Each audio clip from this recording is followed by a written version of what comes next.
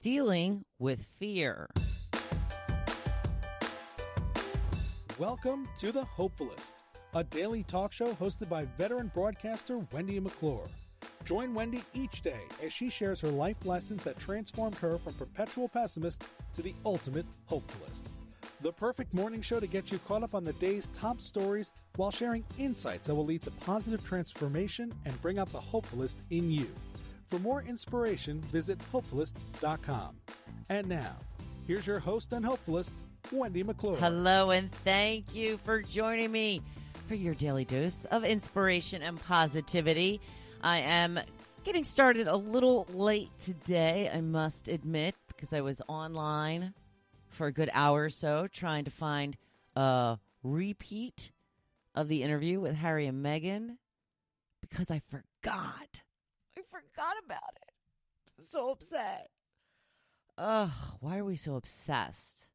Not everybody, obviously, but we are clearly obsessed with the royal family. And I'm just so bummed that I missed it. Now, I got a lot of the, highlights, a lot of what was said. But then I had to put off recording the podcast a few minutes longer because I had to hear the wrap-up on Good Morning America, right? So I want to get this in while I can. Hopefully CBS will be re-showing it at some point. I would like to see the whole thing through and through. If you had a chance to see it, good for you. Bad on me. I even said earlier in the day, that interview's on at 8 o'clock, and then we're binge watching a show, and we were just watching show after show, and it completely slipped my mind. So upset. So upset about it. But anyway, my point was that since I'm running a little behind schedule, the sun is up, the day is bright, I'm feeling all kinds of optimistic, and, there's just something about bright sunny days and warm weather that makes everything better, makes it all okay. Here at the Jersey Shore this week, we are going to be seeing extremely warm weather for this time of year. Today, we're only getting into the 40s, but tomorrow and the rest of the week, we're looking at the 60s, baby. That's right. We typically, where I am right here, are a tad lower temperature-wise because we're on the water and the water is so cold. It usually keeps the air temperature a little bit lower than, say, the mainland areas where they're not surrounded by water. So it's okay. We'll figure something out. We'll go somewhere if we need to enjoy a little sunshine, a little warm weather. Summer is coming. Summer is coming.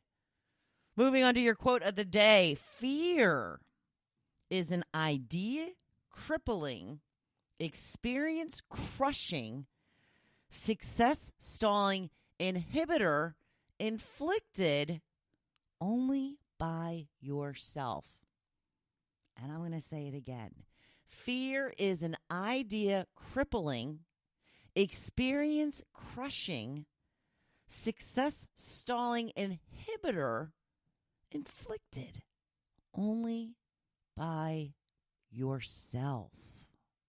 You have all the power here. All the power.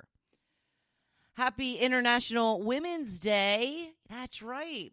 Now, this is a global day celebrating the social, economic, cultural, and political achievements of women. So, yay us. We've come a long way, baby. We still have quite a way to go. We do. And I made this the question of the day. A little disappointed in the lack of answers. I'm not really sure why people don't get as excited about something like this as I do. I have felt held back quite often in my career being a woman in a very man-occupied industry. So these kind of things bring out the passion in me, shall we say. So I wanted to know, what breakthrough do you feel has been most important in your lifetime? And, reading some books and such, obviously I don't remember this. I wasn't someone that had to go through this, but going back to the 1970s, which is not that terribly long ago, you could not open a bank account or a credit card without your husband's or father's approval, backing, I guess you could say permission. It seems crazy. And, a lot has changed since then, thank goodness. Another little example, I was watching reruns of the Brady Bunch one day, and Mr. Brady was showing Marcia how to run a mixer. He's like, oh, yeah, this was invented to make women's lives easier. Oh, you can't say that now. It's for whoever's cooking. That's whose life is made easier, and it's not automatically the woman. In fact, I rarely cook in this household, and we're all happier for it. Marcy says the increase in women in Congress, the numbers jumped in 1992 and keep rising. Of course, there's more progress to be made. Speaking of politics, can we just point out the fact that for the first time ever, we have a woman as vice president of the United States, like her or not? This is still a major achievement for every woman in this country. That glass ceiling has been broken. We can no longer say it's never happened.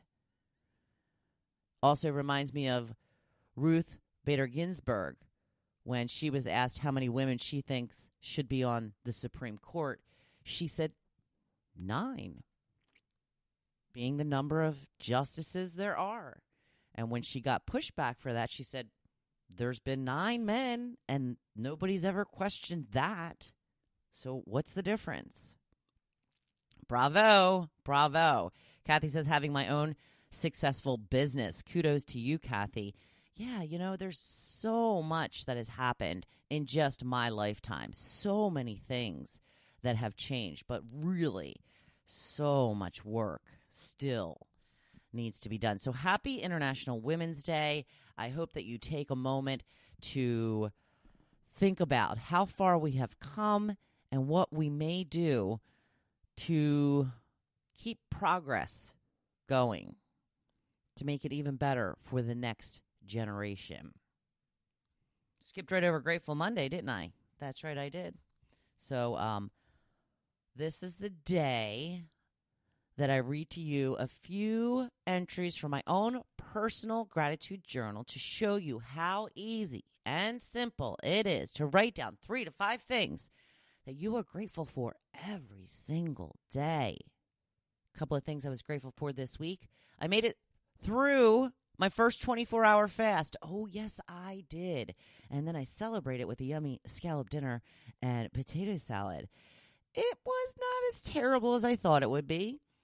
It's something that I think is doable. I am sticking with my intermittent fasting plan. I am rolling along, not really losing a lot of weight, but from what I'm reading, lots of changes going on inside my body. Lots of things are happening in there, and I am good with that.